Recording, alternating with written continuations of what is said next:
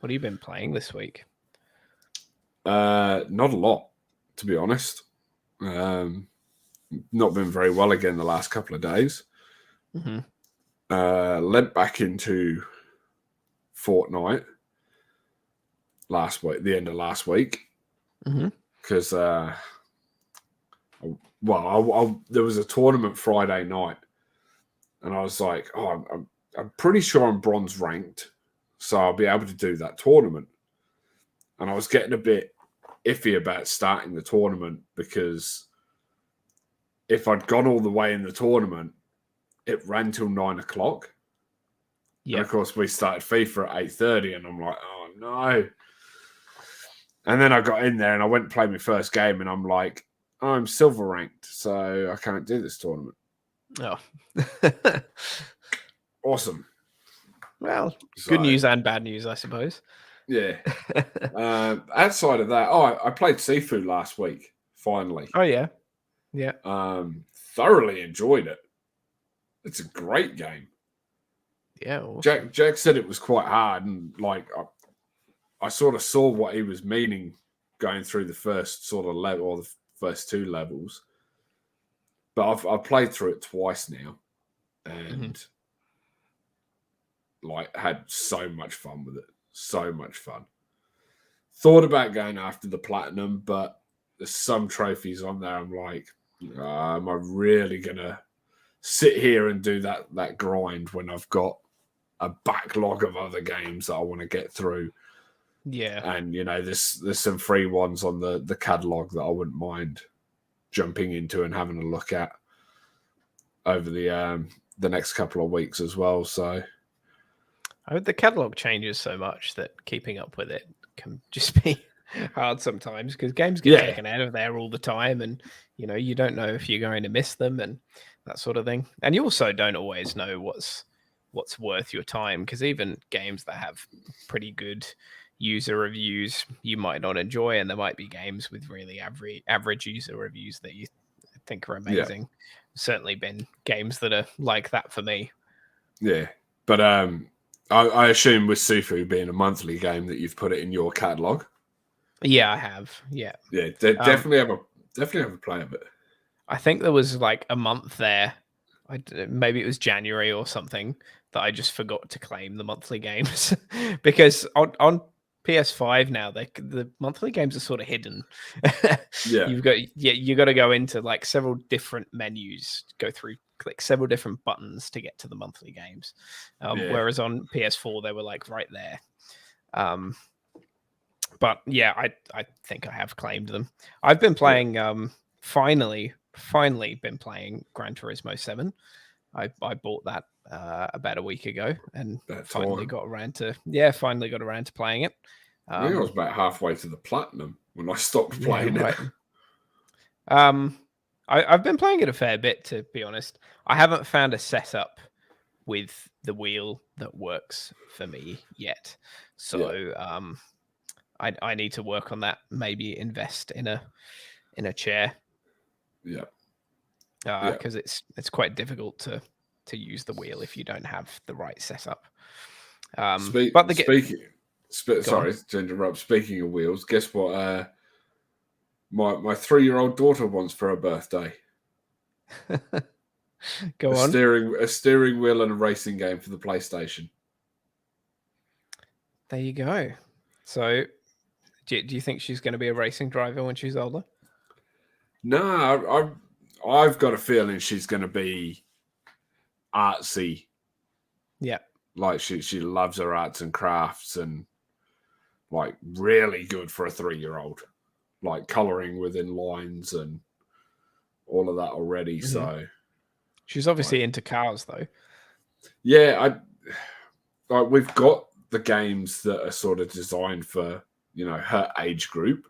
Yeah, like the Paw Patrol games, or like she's played a little bit of Sonic, and she can't quite grasp the like pressing the X button while moving and that sort of stuff.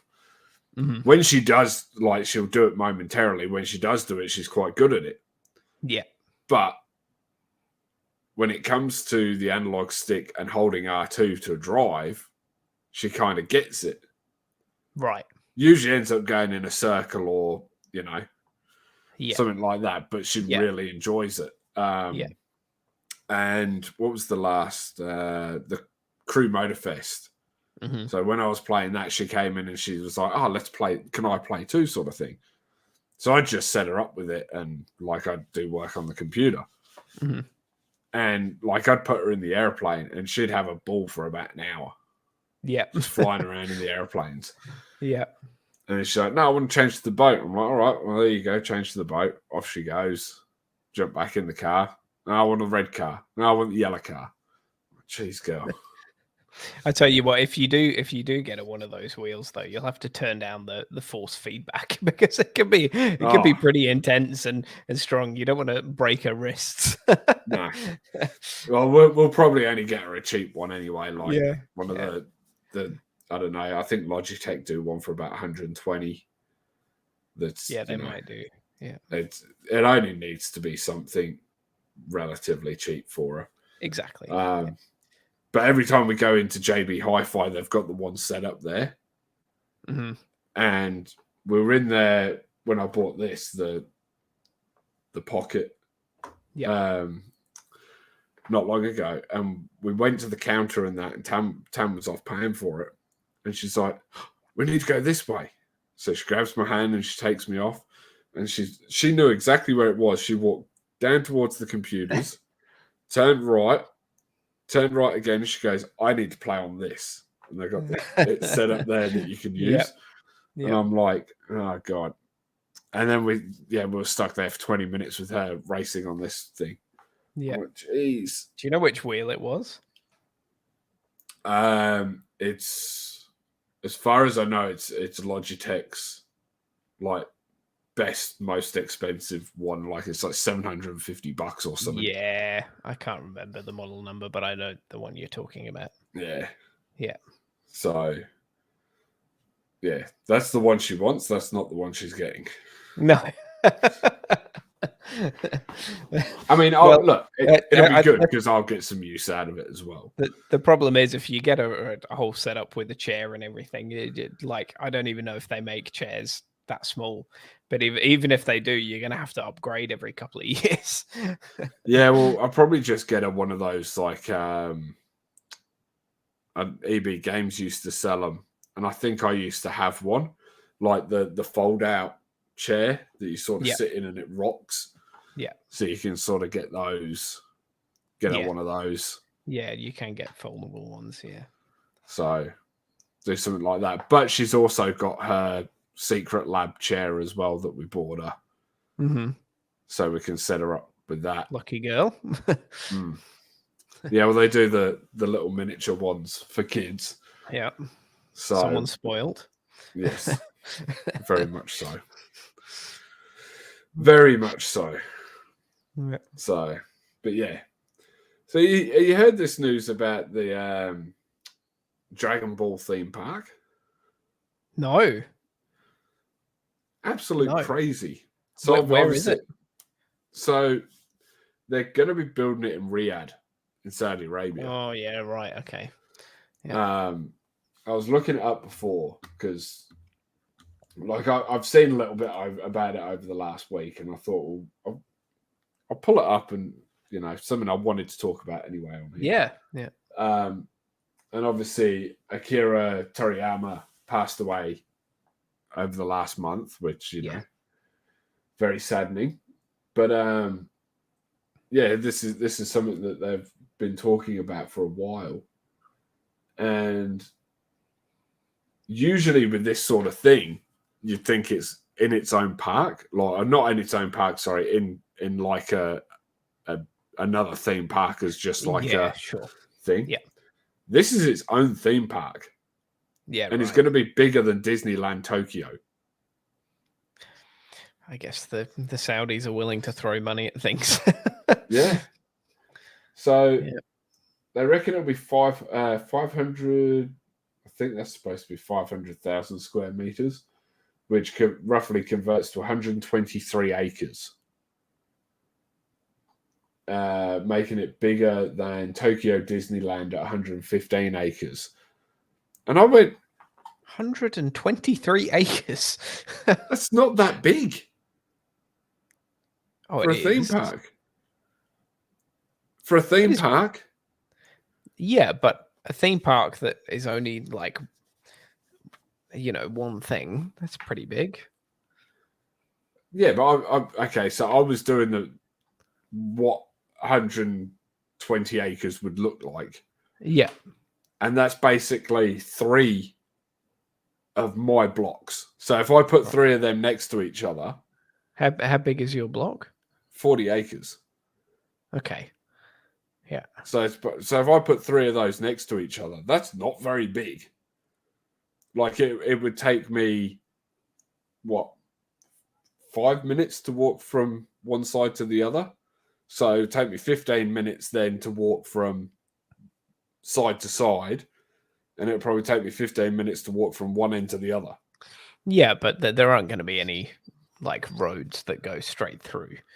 Yeah, It will be, true. like most theme parks are sort of laid out in all the footpaths sort of wind around different different setups. And I don't know how many rides you could get into or how many attractions you can get into 120 acres, but I imagine it's quite a lot. Well, there's going to be a fair bit there. Like Disneyland just Tokyo probably is one of the small Disneylands, isn't it? I might just I it know, is. but Put this up on screen just so you can see it now. So that's a concept art of what it's going to look like. yeah, okay. So I mean, there's a fair bit in there. Yeah. I'm pretty sure it says in here somewhere that there's going to be, 7 major rides. So obviously it's all just concept art at the moment, but it'll be interesting to see. And it's one thing that I think we could do as a video. Like we could go to Riyadh and do a couple of bits. Hope it's going to be a few years before it's open, but I know that I don't know how long it'll be there for. But they've got the WWE experience there. They're opening a Six Flags theme park over there. Like there's a fair bit to do. So there's so much over in Riyadh at the moment, and they have so many events over there. Yeah. I guess the thing is that quite a few of the events, they seem to be lacking a bit of atmosphere sometimes. Like some of the boxing events that they've had there, and the WWE events that they've had there have just seemed to lack a little bit of atmosphere. But yeah, they're willing to keep throwing money at this until they've got a really big tourist destination, and as long as they keep throwing money at it, I'm sure it'll work. Yeah, and eventually. Look, I mean, I think Jack and I were talking about doing something similar, like going over and doing like the WWE experience, and maybe like going over for Crown Jewel. Yeah. That's the one. Yeah. Yeah. Sorry, I was having a mental blank for a moment. As long as you don't have to watch The Undertaker get dropped on his head, then he'll be right. I mean, we could have been there for Bray Wyatt and The Fiend winning the title, but that's another thing that's coming. I think I sent you guys the link in the chat the other day for the Bray Wyatt documentary. Oh yeah, that looks fantastic. It looks really, really good. And at least we sort of know what Bo Dallas has been doing now as well, since he's been off as well. Yes. So this is going to be. I nearly cried just watching the trailer the first time it popped up. But like, I mean, you know what Bray Wyatt was for me as a wrestler. Yeah, the way he captivated me was something no other wrestler has done. Yeah. What do you think about So the Hall of Fame inductees this year? have they announced Liam Mavia yet? I'm not sure about that one. You'd have to bring them up. Yeah, because I know it's been strongly rumored. I'm glad to see Paul Heyman finally getting one, but he probably should have been in there years ago. Well, yeah, it's a bit of a touchy subject, isn't it? Because apparently he turned it down several times from Vince McMahon. Yes. And I don't know if he feels like his working relationship is better with Triple H than it was with Vince, or that he just didn't want to endorse his Hall of Fame thing under Vince because of what Vince did to ECW. Quite possibly, yeah. But then there's the flip side of that as well, where WrestleMania is in Philadelphia, ECW was from Philadelphia. Yeah, yeah. You know that. I mean, it all just the stars have aligned. Yes, absolutely. Yeah. But yeah, I either way pleased to see him finally getting that. Probably one of the best wrestling promoters / managers ever, really. So yeah, and who else is on there? You got the list in front of you? No, I was still looking up the Leo Mavia thing. Yeah. Know that Bray Wyatt's dad and uncle are going in. Yeah. Bull Nakano. Yeah, Bull Nakano. Yeah. Is going in.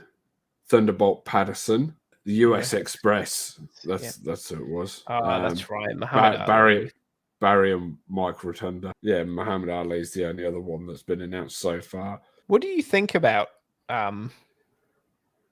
adding people like Muhammad Ali or Mike Tyson, etc., Donald Trump, maybe? Well, they have a celebrity.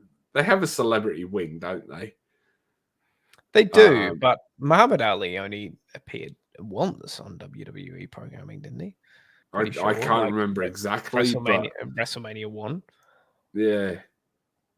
That's probably why he's not been inducted previously, whereas, Mike Tyson had a whole thing. Yeah. Some of them I've really scratched my head at. Yeah. I mean, Donald Trump made sense. Like, he'd been involved a number of times. Yes. Yeah. Now that we know what we know about Vince, it kind of makes sense that those two are friends. those two probably rubbed off on each other a little bit over the years. Wrong language. Phrasing. But yeah, look, I have no issue with it. I don't think it really holds any weight. It's probably just to boost numbers on who they induct. Yeah. It fills out the night a little bit without, inducting every wrestler that's ever, been involved along the way. One other thing that I wanted to look at or talk to you about. The rise of retro gaming. Obviously, well, you can't really see, but my collection of consoles down there, ignore this bit here. Because that's just my junk shelf, which is a bad place to have a junk shelf. It'd be great to have that on show. Yeah. But you can see the 360 there. There's a Halo Xbox. There's the Super Nintendo there. There's a bunch of other all the way across there.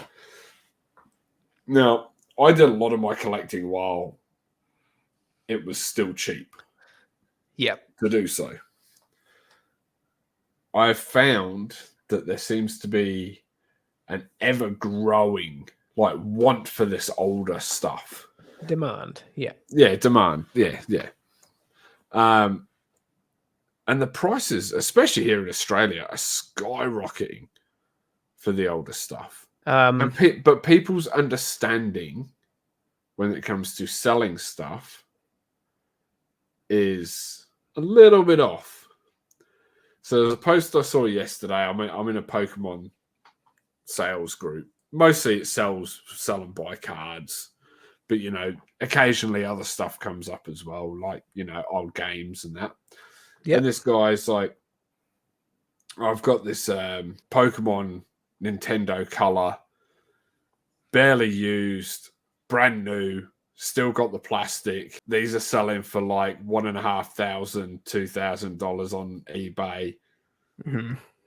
I want $1,000 for it. Yep. And he's put up 2 photos and a screenshot of what it's worth on eBay. Now, he says, barely been used, and his exact words in this were, you can even see that the cartridges haven't been put in because there's no scratch marks where the cartridges go. Now, I looked at these photos. The plastic's there that it came in, but it's no longer on the box. It's just with the box. Yeah. Well, if it's barely used, that doesn't mean that it's still in its like original packaging. But he had on there brand new. Yeah. Brand new, barely used. The buttons were worn, that you couldn't see the A and B anymore. The sticker on the back was worn from where hands had been rubbing against it. And as I put in my comment, you'll be lucky to get $200 for this. Not only are, you know, all these things worn, but the box looks like a Debbie Does Dallas movie that I watched as a teenager. And yeah, I was a bit bemused to what people are thinking when, like, people's ideas of what is brand new. Like, I know everyone's just trying to get the best out of what they can get. Yeah, everyone thinks they've got something, you know. Something like this, Yes, still in its box. Yeah, that is not brand new. It's not brand new. Now, I bought that with a bunch of games. I'm talking like I had 3 or 4 boxes worth of stuff that I bought off this guy that I found on Facebook. Yeah. For $300. It had games, it's got the keyboard, it's got the Commodore 64, it's got the tape deck, it's got controllers, the works. $300. Beautiful. But if I tried to sell that brand new, because it's in a box, be laughed at. Exactly. What are people thinking? Yeah, who knows? I do think though that retro gaming has always been cool. I remember even when I was much younger that retro gaming was cool, and not just like collecting old consoles, but also even back then just getting into like emulating old games, all that sort of stuff. I think retro gaming has been cool for basically as long as there have been older games. You know, even in the like 90s and early 2000s, people had nostalgia for old arcade machines, all that kind of stuff. Like that. That's been in for years. I think it's just now that we're coming to a point where some of those older consoles and games are becoming so rare that it's just a demand thing that's pushing those prices up. I did have one thought about it that sprung to mind before we started recording, and it was our generation grew up where, you know, everything was designed to be thrown out and replaced with a newer model. We grew up with our parents who never really collected anything, but you'd hear the odd stories of, oh, this person's dad or granddad saved this thing from, you know, 1960, and it's now worth hundreds of thousands. Yeah. And it's like, did we grow up hearing those stories and going, okay, we're just going to hoard everything? And now we're at a point where everything's advancing so quick that we want to hold on to the simpler time. You could be right. I'm not sure exactly where I sit on collecting generally because this applies to lots of different things. I think I'm sort of on the fence because um I think most things you you buy them to enjoy them, or I think you should buy them to enjoy them rather than buying them just to make a profit down the line. If that's your thing, like totally go for it. But um I also uh sort of collect certain things. But if I'm going to do it, I would usually buy two of it. So I would buy one to consume or enjoy, and another one then to keep for Yeah. potentially potentially selling later on if I think it's going to be collectible. But I don't do that with much. And there are definitely some markets where there's very limited stock of certain things, and doing that, buying two of it just so that you can enjoy one and then sell one later for profit, is meaning that someone else isn't going to be able to buy it to enjoy it because the stock will run out. And in that case, I think that then that also is like a little bit greedy. Yeah. I mean, I did buy 3 PS5s before most people had one. In saying that, you can't complain because one of them was for you. Yes, that's true. I didn't say anything. Didn't say a word. And, there's 3 gamers in this house, Yeah. I needed 2 PS5s. One for my setup and one to enjoy out in the living room. Yeah. When we just want to play. Yeah. But I mean, a lot of this, like I enjoy a lot of this. I know some of it will be worth money in years to come. Mm-hmm. But, anything that I know will be worth money, I put away. Yeah. Apart from my comic books up there where you can't see. But like you can sort of just see just down there. That's all my Pokemon cards that I've got 4 or 5 boxes just full of them. And, the expensive ones, they're sleeved, they're in hard packaging, so they can't bend. They're all in there. Behind them in those boxes that you can't really see, it's a bit black. They're all fireproof cases for my comic books. Yeah. That, I haven't had graded and stuff like that yet. So, but there's stuff like that you do primarily buy just to be a collectible. There aren't many people that are buying expensive Pokemon cards to go and use them in decks nowadays. Yeah. So there's stuff like that that most people buy only to collect, and then there's stuff that you can use. So if I was going to buy, say an old gaming console, I would either buy it to use it or to put it on display like you have, which means I don't care about getting one in an original box.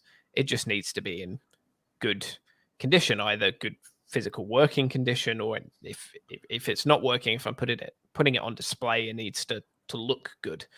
Yeah. And then there's other stuff that you can collect that is like consumable or that you can use to enjoy. I don't know. You can buy, say, I enjoy Scotch whiskey.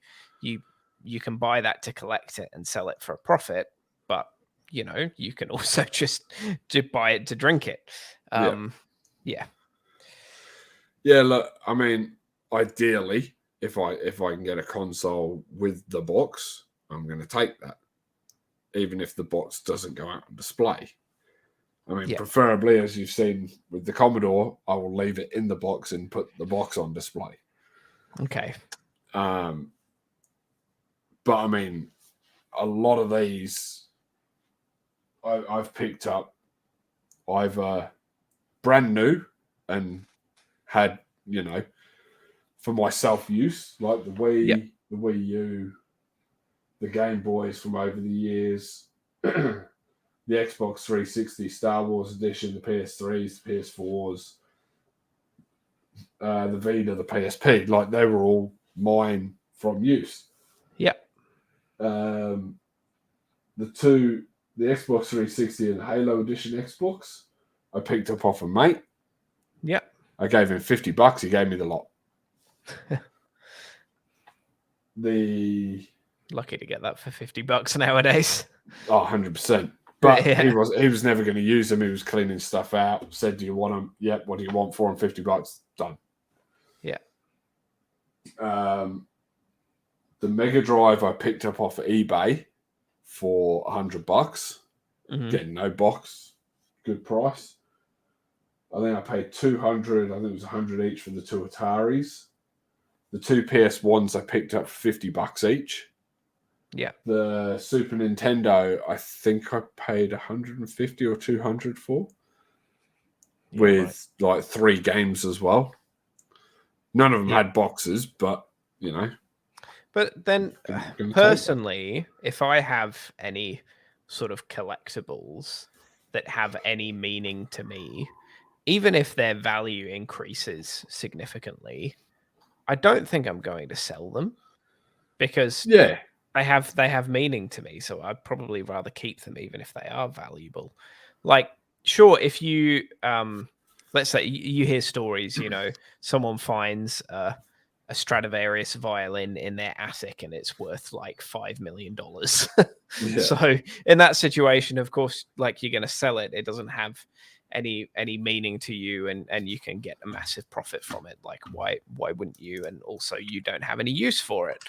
But something that has sort of meaning to you, like, personally, I wouldn't then go and sell that. If I found that I had something that I quite like, has meaning to me, and it just turns out that over the last 10 years that suddenly becomes super valuable, I think I'd rather just put it on display and be proud of the fact that I have something that's valuable and collectible, rather than just try to turn a profit from it. But maybe that's why I'm not rich. Yeah, well, I mean, my thing was collecting all this stuff was then to pass down. Yeah. Like, I can pass this down to Gwen, and, you know, if she wanted to sell it, like, she's obviously then got, you know, a bit of fallback, you know, something to inherit. Sure. Even if she doesn't inherit money, she's got stuff that she can sell at a good price. And, you know, hopefully I'm around to be able to teach her the value of this stuff and how to, you know, keep up to date with the value on these things. Yeah.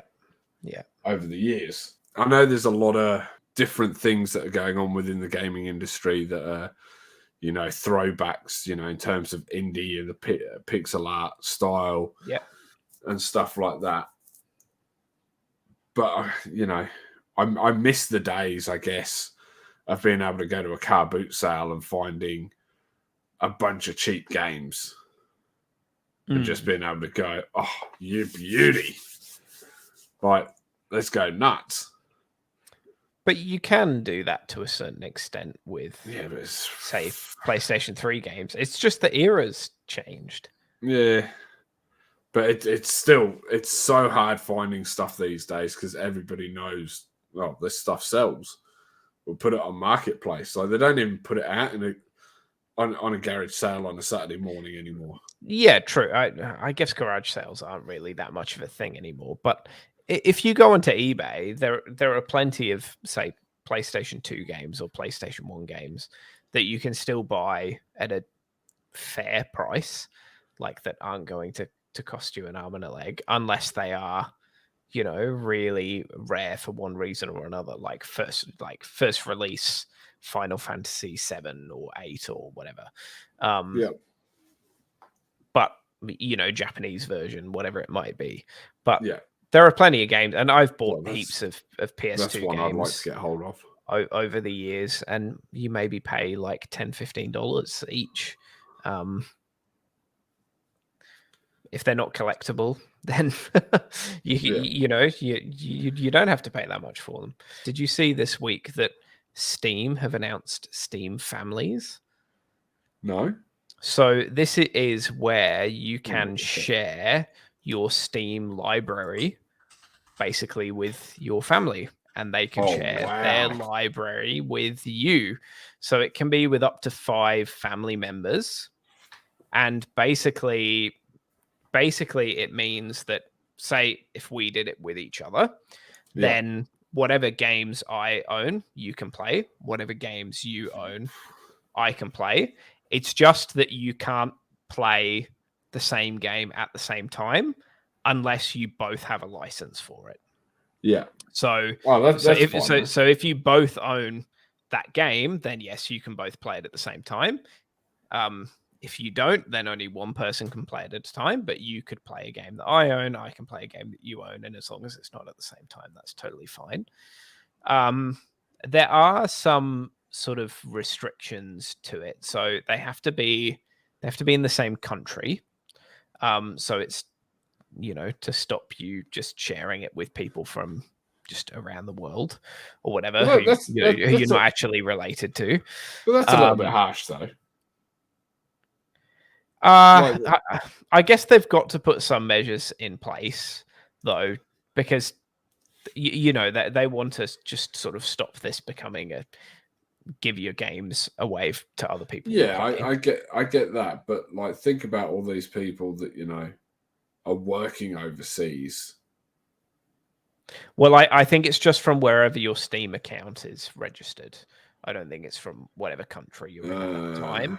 I'm pretty sure that's how it works. If you disband a Steam family, you have to wait 1 year before you can rejoin that family or start a new family. So the idea of that is, again, to stop people like creating a family to share their game library with a friend and then disbanding that family, go and starting a new family to, you know, give their games to other friends or other people that they don't know. So for most people who are using this as intended, just with family members, that's never going to be an issue, but it's just like a restriction that's going to stop people from just sharing it with randoms or sharing it with lots of different friends around the world, all that sort of thing. There are other stuff. There is other stuff that you can do as a result. Like there's some parental controls. Like you'll be able to set like playtime limits for kids and you know, stuff like that. There's also, and I can't find this out, and some of the other stuff that I've read about it, there was speculation, but nothing set in concrete because it's still in beta at the moment. Some people were unsure whether every game, that this would apply to every game, or whether some publishers would be able to opt out of their game being involved in this. So say, for example, if like EA or whatever decided, yeah, we don't want our games to be involved in this library sharing thing, then they might be able to do that. I don't know. I can't figure that out. Someone might know. If anyone knows, feel free to put it in the comments. To me, it's no different to lending a friend a game. That's right. And I think that's a great thing about it, is that it's finding a way to get digital game ownership somewhat back to how disc ownership used to be, that you can share it with family members or friends or whatever. But I think they've also been pretty smart. Yep. Like, they've obviously intended this to be for families. Exactly. Yeah. So, you know, me, Tang, Gwen. Yeah. But they're not being dumb and going, well, we know people are going to make up fake families. Yep. You know, almost like we might look at with the Switched On Squad. Yeah. And do like a Switched On Squad 1 or something along those lines. Mm-hmm.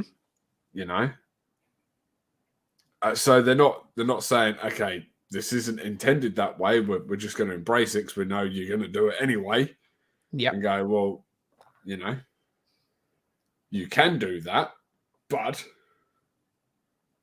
we're not going to endorse it too much other than just acknowledging that you can do it. Yeah. I'm glad too that they didn't make it like that you have to be in the same household. There's no restrictions there. You just have to be in the same country. So, and personally, I think that's fair enough. There is one potential major drawback, but it's very user specific. So if you share your library with someone, and there is one of the games that you own is an online game, let's say, what's an online game? Say Sea of Thieves, right? Yeah. For example, you share that with someone else in your Steam family. That person goes and plays that game and gets banned. You get banned as well. Ooh. Yes. Everyone in your family would then be banned from playing that game. So that is a big major potential drawback for you. You'd have to be careful about like who you are sharing who you're putting in your Steam family, who you're sharing your library with. And it is a potential one, I suppose, for families that are doing like parents and kids who both play similar games. Parents allowing their kid to play a game, kid gets banned, parent can't play the game anymore, that kind of thing. So I have got it up here. And it's for up to 6 close family members. So it'd be you and 5. Oh, sorry, others. You and 5 others. Yes, sorry. Yeah. I did read it as 5, but I think it's a great move, and hopefully it forces other digital stores to do similar things. But this is great, and of course it's available now. Looking at this, it's in beta at the moment. So this might make it very easy for our speaking of nostalgia, our Tomb Raider run in a couple of weeks. It will. Obviously, it means I don't have to then go and log into Steam on your computer. And you still have to. That's what you have to do. Well, we'll have to set up a family, I think. But yeah. So what you do is. Or reading this, where was it? So you log into Steam on a friend or family member's PC. Click on the Steam menu and select Settings. In this window, click Family and then click to authorize library sharing on this computer option. Yeah. Log out of your Steam account and let your friend or family member log into their Steam account, and then it's all done. Yeah. Right. Yeah. Cool. So it just allows this PC to use your your library. It's very cool. Anyway, I'm very glad that I found out about it. Yeah, it's not something that's come up on mine at all, or anything that I've seen. I think we've waffled on enough. We have, haven't we? I don't know what we're going to call this show. No idea. The brothers talk nonsense. Yep. I like it. Back to the old school days of the podcast. Yeah. That was like the first 20 episodes or so, wasn't it? Just us talking nonsense. I subscribe. I sit there. I always think of like ways of like adding it in really smartly and doing the whole, if you like this, drop a like and subscribe. And then I always forget to do it until right at the end. And I'm like, did you know the drill? Just hit the like button, subscribe, do the thing, do the raw. Oh, God. Why did I start that? It's so good though. It's just there. It's forever ingrained now in RFC nights. Yep. Every time I score. 39 goals the other night, may I add. Yeah. 39. Yeah. With a winger build up front. Yeah. Did wonders for me. Mm-hmm. Keep picking yourself up. I'm gonna. I scored 39 fucking goals in one night. And people were still trying to shit on me for it. That's what happens when you miss sitters. Yeah. 1,000 goals by the end of April. That's what I'm aiming for. Mm-hmm. 150 away. Let's go. Yeah. All right. We'll catch you later. See ya.